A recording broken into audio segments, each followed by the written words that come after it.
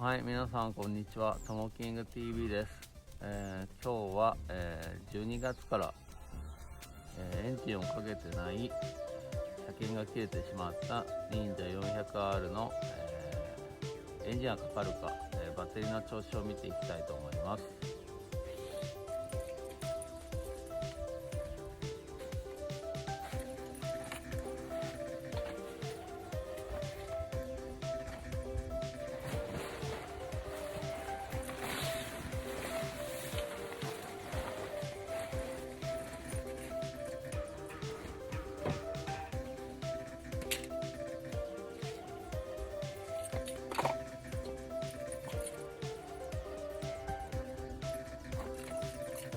かかるかどうかやってみます。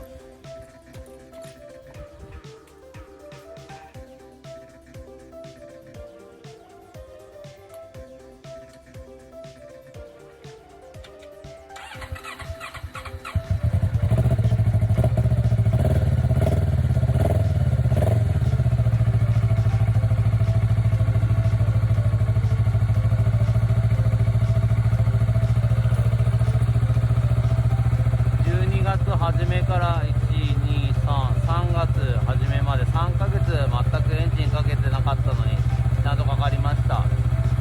バッテリー上がってると思いました。よかったです。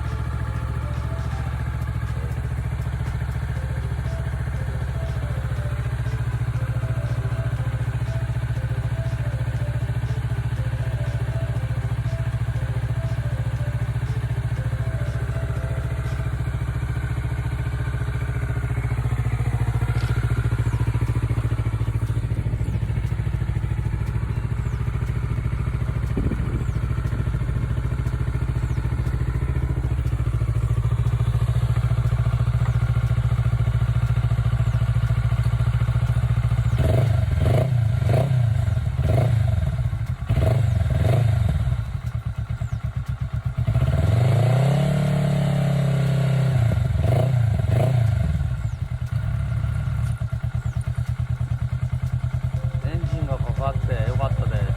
これから、自分で車検取ったことないですけど、いろいろ調べて自分で車検、取っていきたいと思います。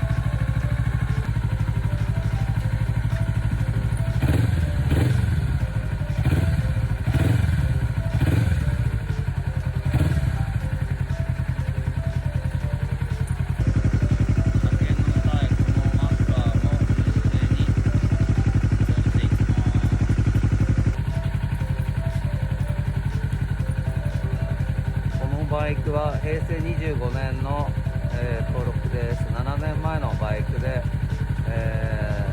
忍者 400R 400cc です。この間2月に車検切れてしまったので、これから自分で車検取ったり、そういうの調べてアップしていきたいと思います。またね。